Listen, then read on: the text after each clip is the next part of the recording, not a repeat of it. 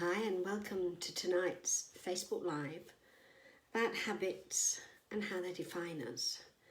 And it seems to be a topic about which there's quite a bit of curiosity. I've had quite a few questions from people around habits, positive habits, negative habits, and I think there's a bit of confusion too about our habits and the impact they have. So hi Sarupa, hi Marianne, Bronwyn, Amanda. It's good of you to join us, and hopefully as we go through the questions, the idea of habits will become a bit clearer from the perspective of how they help us with our growth. Hi Haresh and Pia, nice to see you here too. Habits can be divided into good and bad. I say they can be. For me, a habit is a habit. It's something that we do that becomes automatic and therefore unconscious. Hi Glynis and hi Orla. For example, what side of the bed do you like to sleep on? When you get up in the morning, do you clean your teeth before you shower? Do you clean your teeth after you shower? Do you wait until you've eaten breakfast? Hi Elaine, hi Tracy. It's good to understand that habits define us. And when I say define us, what they do is they put us in a nice, neat, tidy little box, and that's where we sit until something happens to make us aware of that habit, and perhaps to make us aware that because of it, we've become a little bit unconscious. Hi, Clara. So I've got a few questions here, and I thought it would be good to start with those. And then if any of you have questions that come out of what we do, please ask them. Amanda's saying, so it's the unconscious nature of it that can define us without us realising. That's true. That's really true. It's surprising how many people, for example, who see themselves as having a routine as opposed to a habit. And when that routine is challenged or threatened, when something occurs so that they can't have B following A automatically, it throws them off and they don't know what to do. I'll talk about that a little bit more later in answering another question. But it's something to bear in mind. Do you have a routine, or do you have a series of habits that by following keep you safe? Okay, yeah, Bronwyn says it sounds familiar. Okay, so Bronwyn asks, where do our habits come from? And habits usually develop as a consequence of an emotional reaction to an event, a situation, or a person, and the belief that we take on as a consequence of that reaction.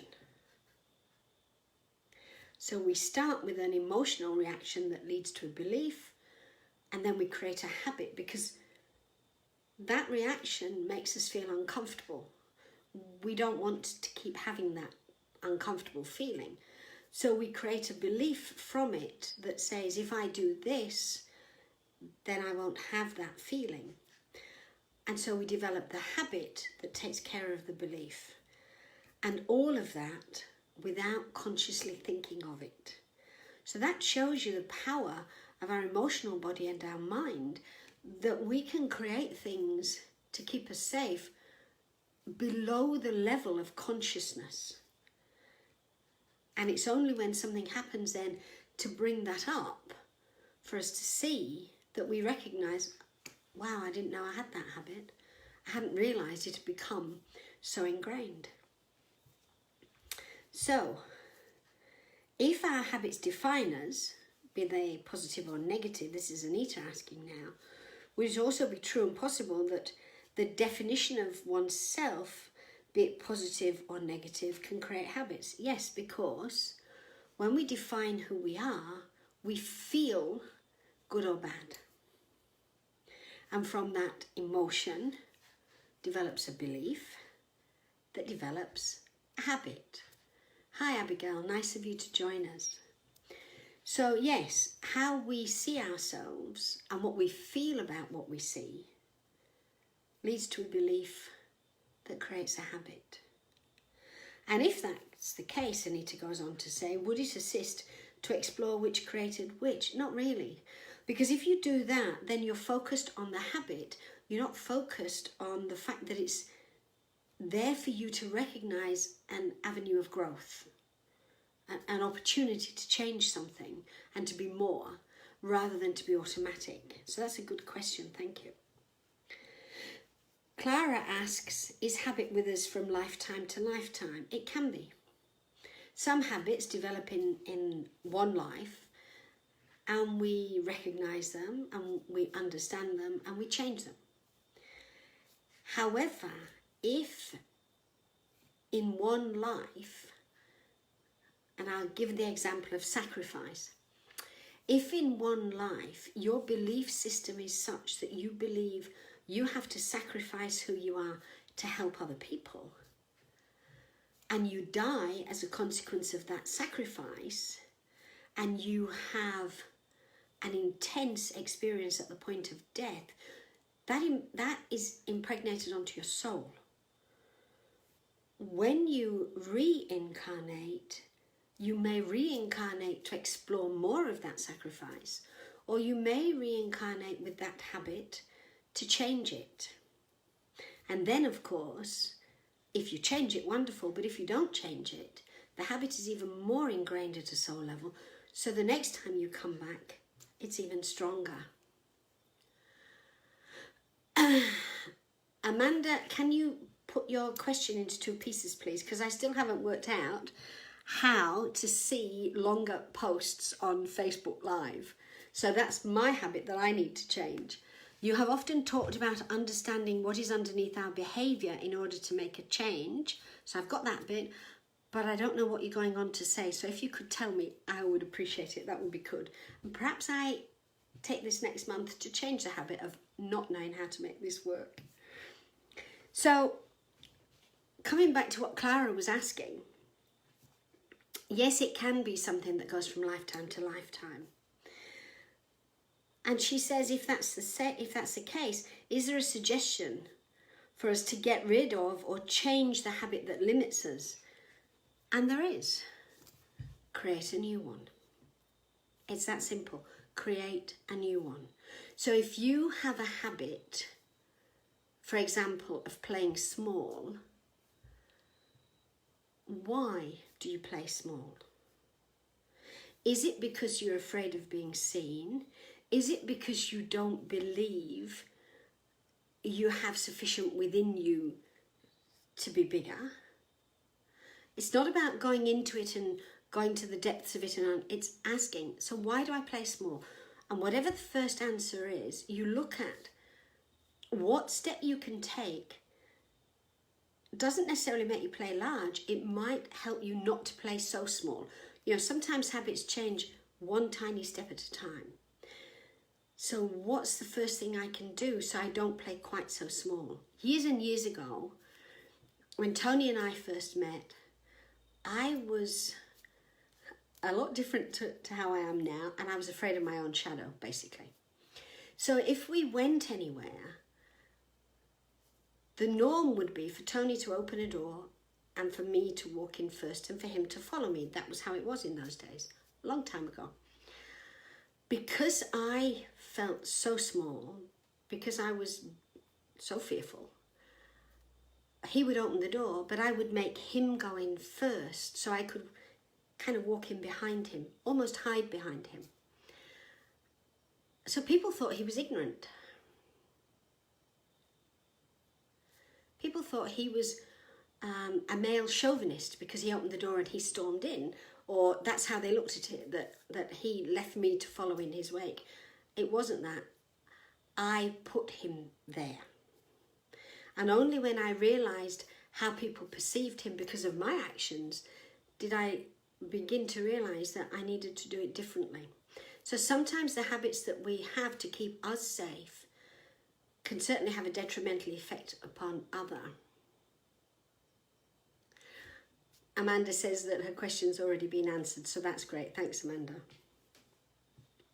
So yes, we create new habits, and we do them a little bit at a time, because we create our old habits a little at a time. They don't spring fully grown from the fact that we have a belief.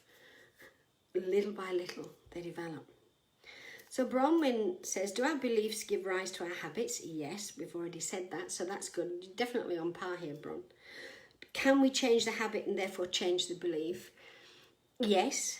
You don't change the habit to change the belief. You change the habit in order to move on to something other, and that something other creates a new belief.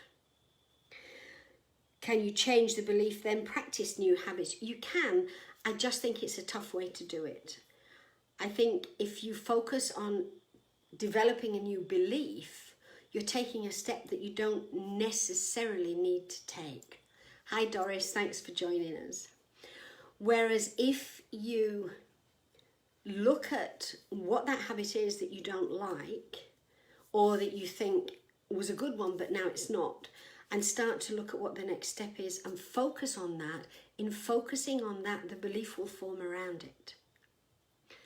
Clara says, thanks, create a new habit to get rid of an old habit. And you do have to be aware of your old habits first. Yes, because if you're not aware of them, how do you know to change them?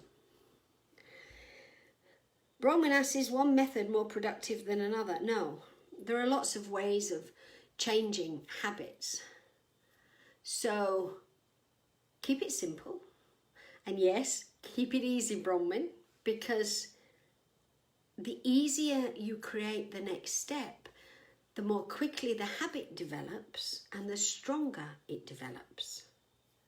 Think about that one. Is it the case that habits reinforce our beliefs, digging the trenches deeper, so to speak? Absolutely. So if we have a belief and we create a habit, the more that we allow that habit to control our behaviour, the deeper the belief becomes.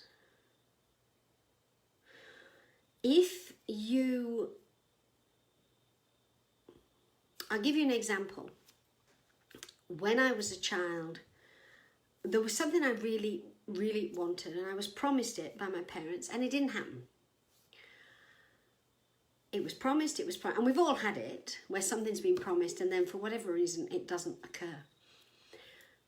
I was so gutted by the fact that it didn't happen. My emotional response to that was that I didn't deserve it.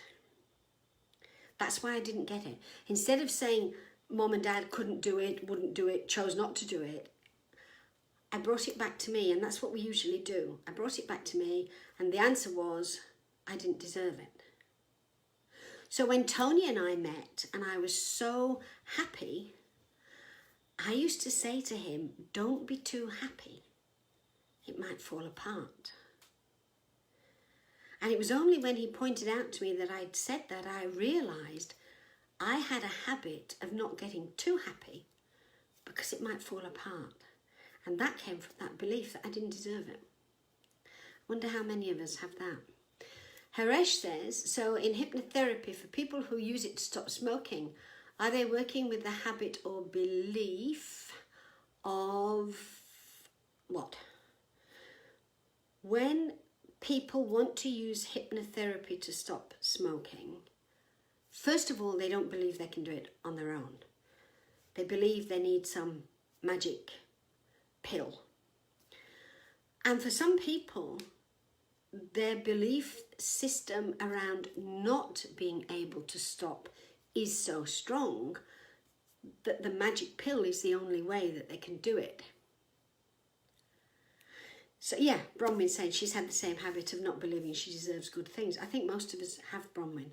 So with anything like quitting smoking or any kind of addiction, if we believe we are not strong enough to do it alone, we will look at something like hypnotherapy, believing it, something outside of ourselves, will give us the power that we don't have ourselves. it doesn't matter. What matters is that we do it and it works. Because it's not about being right or wrong, it's about changing the habit. Interesting, Bronwyn's just saying that John told her in the last talk, if you are deserving, you can live in joy, not punishment. And it's true. When we believe in ourselves, we don't punish ourselves. Everything's joyful. When we don't believe in ourselves, then there's punishment.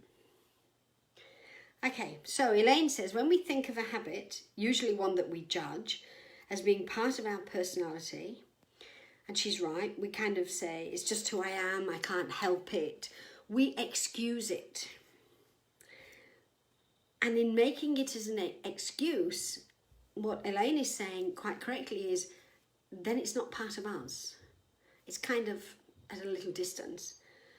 That's very true. By making it an excuse, we don't have any control over it. We don't have any power over it. And that's an illusion. Interestingly, what Elaine goes on to say is that's okay when the habit is a well-meaning and a good one, is it? A habit's still a limitation. Because a habit is a control. Even a positive habit of saying I'm going to get up and have a shower every morning, for example, as positive as that is a control. I have to do this first. Then I can do that. There's a condition there. So what if you had a shower in the evening? How would that change your perception? Habits are limitations. So Sarupa says, what's the opposite of a habit? Spontaneity, flexibility. Hi Kinsey, glad you could join us. Yeah, of course, habits help us to develop routines that can support and empower us. Equally, habits can help us to develop routines that put us in a box. When we stand in alignment with who we are, we don't need a habit. We allow the expression of who we are to flow because that energy will automatically flow us through our day constructively. And true, don't do meditation as an obligation. Because meditation is about connecting to our inner self with joy. If it's an obligation, where's the joy? And if we're flexible and spontaneous, we will, in the moment, step into the meditation that we're guided to do that has the biggest and greatest impact for us, the most beneficial impact.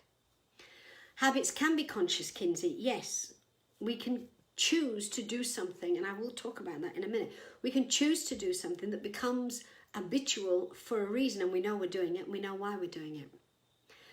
So Pia says, which habitual, I haven't finished my questions here yet, but that's good because I like this. I like the fact that people are dropping in here. Which habitual belief system keeps us in the illusion of separation from our true self?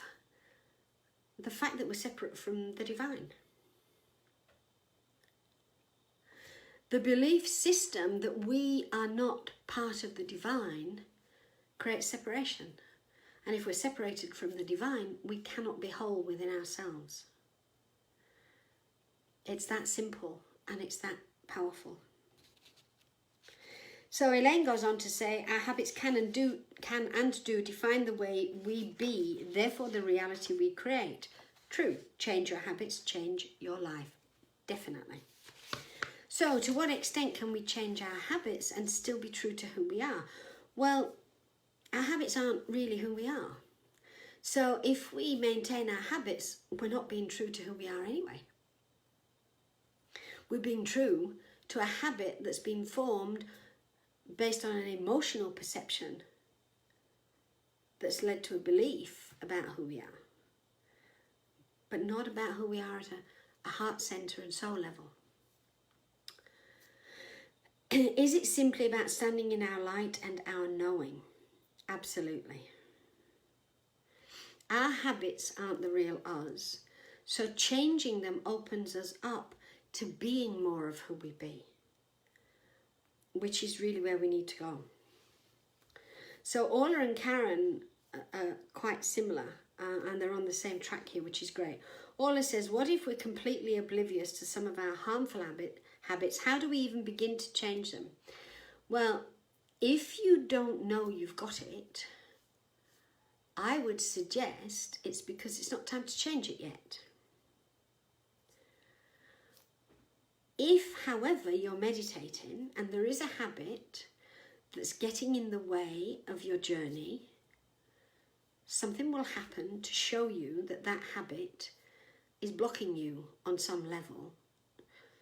And your meditation will help you to see how you can see it without judgment and move forward.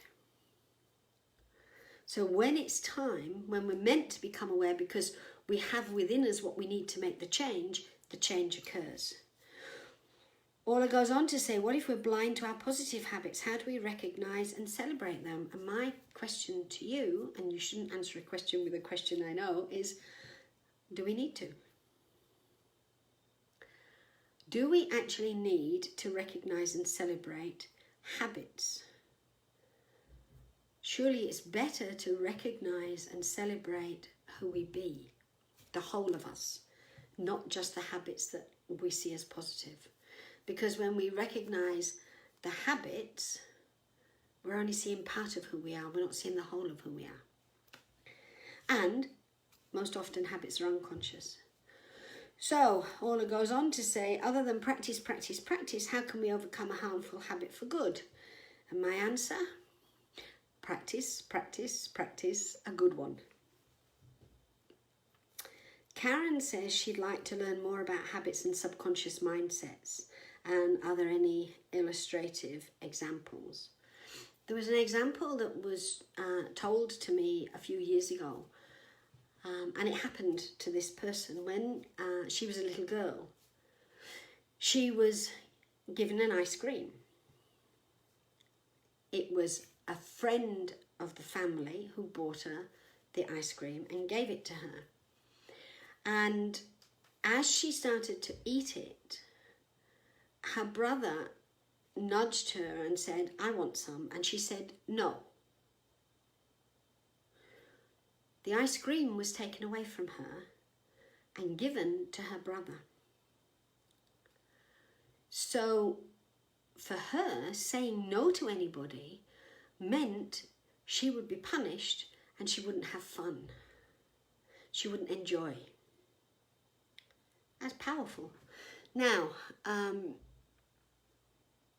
Bronwyn says, what can we do to see the whole of who we are? Meditate, as to be shown. And yes, Amanda, habits do get in the way of our spontaneity. So, hi Caroline, glad you could join us too. So, that was a powerful one for her, and it's one I've never forgotten. If we feel shame, we develop bad habits. We develop habits of hiding, or in order to feel less ashamed, we'll pull other people down so that there's not such a difference between us. So there's two ways of handling that. And the other way that habits and subconscious mindsets can work and can become actually conscious, so this comes back to Kinsey's question, is control. If we don't feel enough, one of the ways that we try to feel better, some of us try to feel better, is to be totally controlling of everything. There is no spontaneity, therefore there are no surprises, and we can't then feel less. If we're controlling our environment, our relationships, everything we do, the belief is that we're safe. So then we create the habit where everything is under our control. But what it does is it brings our life in to this tiny little box that's regimented. No spontaneity, no joy. And we know it, and yet in that situation, most often than not, can't change it. Because to change it makes us feel unsafe. So that can be a challenge. Resistance isn't the same as control, Caroline, no. Resistance says, I can see that this will be good for me, but I'm not going to do it.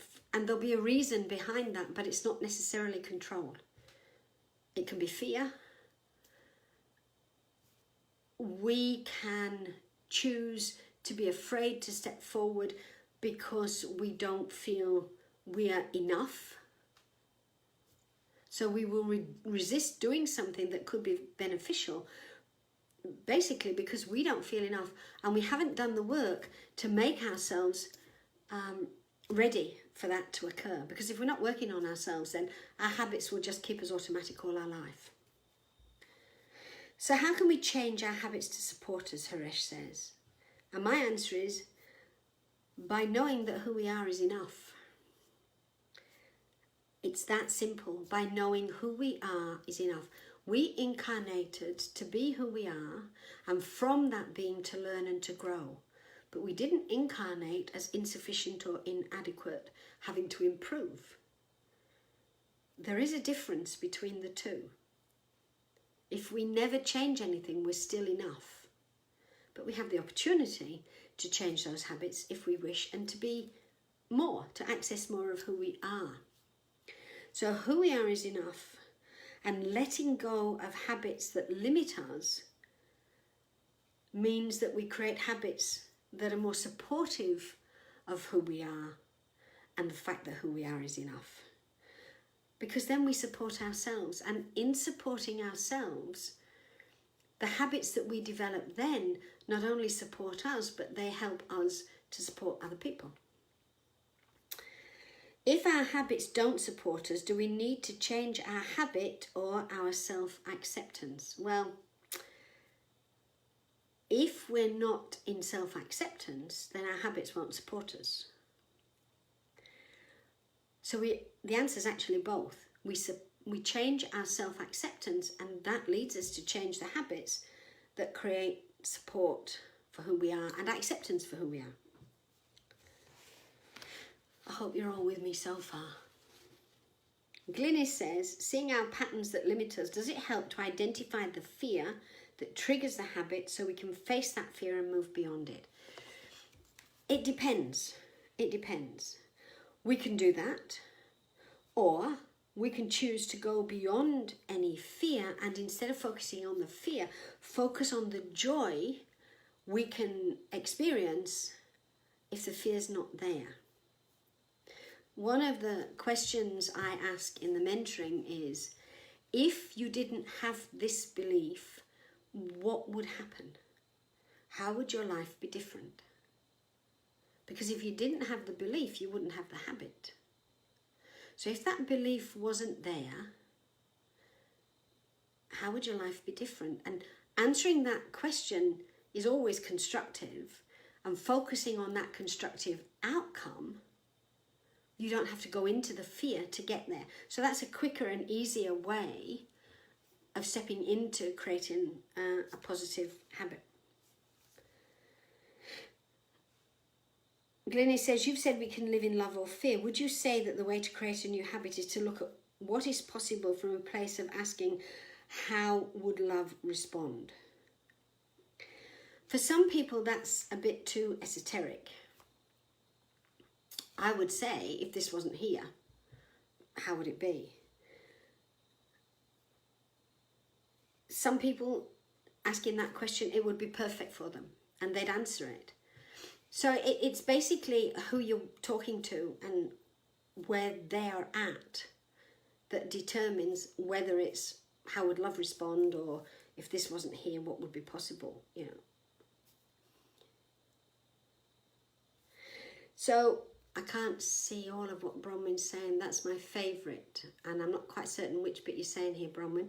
I've heard that question and asked before, but could not get out of my way to hear it. Yeah, because habits get in the way. They block our ability to see the fullness of who we are. Even positive habits block our ability to see the fullness of who we are, because it's still habitual. It's not spontaneous, it's not free. So what habits, actions, Glennie says, have you found to be most helpful when it comes to being more kind? I practice treating people how I would like to be treated. And this is where it's tricky. People often interpret that to mean that you're always nice to people. You're always sweetness and light. And most of the time, we are always sweetness and light to people. But, you know, if somebody needs waking up, if they need a bit of tough love, I would like it, if I needed it, if people gave it to me. So I would give it to others. I will treat people how I would like to be treated if the situation was reversed. Because that's kind. Not doing that means that you enable somebody else to continue in a pattern that's harmful to them and to people around them. Doesn't mean they're going to like it. Okay. Juliet says, on what level are our habits held? Mental, emotional, physical, soul, all four. All four. Absolutely all four. It begins at the soul. Dis-ease occurs at the soul level. If we're doing something physically that's not in alignment with who we are, the dis-ease appears at the soul level first. And then it gradually percolates down through the mental, the emotional, to the physical if it continues unaddressed. And ultimately can cause disease at the physical level. So she goes on to say that given that our habits form and become deeply ingrained through repetition, is there any easy, simple way to change old habits that have become unproductive into new habits that are more constructive, to support us on our path to be aligned with our higher self and spirit? It's interesting, you know, we do these Facebook Lives and we talk about different things, and time after time people say, have you got a quick, easy solution? Yeah. It's called practice. But you see, for a lot of people, practice doesn't appear to be easy. There's no magic pill that will get rid of everything so that who you are is totally, clearly, purely who you are, unless you are willing to see totally, purely, and clearly who you are all of the time. Because then everything that limits you is gone. So in lieu of that, in lieu of being able to do that, it's practicing being more. It's practicing being open, being flexible, being spontaneous. Is it better to work on the level of creating a new habit or to focus on the level of alignment? As all habits that do not support our alignment will then be dissolved as a natural matter of course. I would say focus on practicing the new habit and keep on practicing. Because the more you practice on the new habit, the more you come into alignment. Practicing on being aligned doesn't necessarily create a new habit. It creates a habit of being aligned, but the old habit on a different topic is still there. Create a new habit that aligns you, takes care of both. That's how I feel anyway. Juliet says, this is sneaky Juliet, Helen, what are your top 3 habits that have best supported you on your pathway to alignment? Are these different to the top 3 habits that define you, if you are actually defined by any habits? And if so, what's the difference? So let's look at the top 3 habits that have best supported me on my pathway. Meditation, journaling, and service. Meditation each day, because that keeps me aligned, but it keeps me open to my guidance. Journaling, by writing down not just what happens in meditation, but events and how I've understood them, and then how they unfold in light of what Spirit wants me to understand. And then finally, service, by being focused on where I can help others, not where others can help me. Because if you're focused on service and not sacrifice, You won't sacrifice for other people, but in serving others, your own growth automatically occurs. And it's not always easy, but it's always brilliant. And going on to the 3 habits that define me, I would pose a question: am I defined by my habits or by my service? It's instinctive to me to look for win-win situations. However, sometimes there aren't any win-win situations. If it's not possible to create a win-win situation with someone, I'll stop.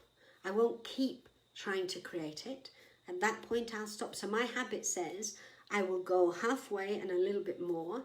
And if it's not working in reverse, then at that point I stop and I go somewhere else, because that's not where I'm meant to be and it's not where my service is. Equally, there are some people for whom win-win isn't a solution. It's got to be I win, you lose. And that's not a game I'm interested in playing. So, for me, always to look for a win-win means that there's always kindness involved. But it also means that by looking for the win-win, I look beyond my personality to what the soul or my guidance is trying to show me is possible in this situation. I hope that helps.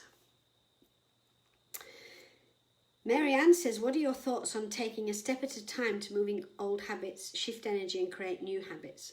Well, actually, Mary Ann, I think I answered that earlier. Practice your new habits one step at a time. Mary Ann gives the example of taking books, old clothes, etc. to the salvos rather than thinking that you might use them one day. For me, that's clearing clutter. If we look at clearing the clutter as a way of seeing where habits are blocking us, our habits have cluttered us, then it's positive. If we only see it as a physical clearing of clutter, then we're not taking it to the next level and learning to develop new habits. So, for example, a new habit would be to say that with everything, once you've cleared your clutter, with everything from now on is, do I still need this? Can this be better utilised somewhere else? And if you don't still need it, and you believe it can be better utilised somewhere else, hand it on. Don't wait. Pass it on at that point in time. Then you're developing a new habit and you don't get cluttered again. Sonia says, if we avoid bad habits, does that mean there's a judgment? This is a good question. Does that mean there's a judgment? It can. People who are smokers are often judged for having that habit by people who don't smoke.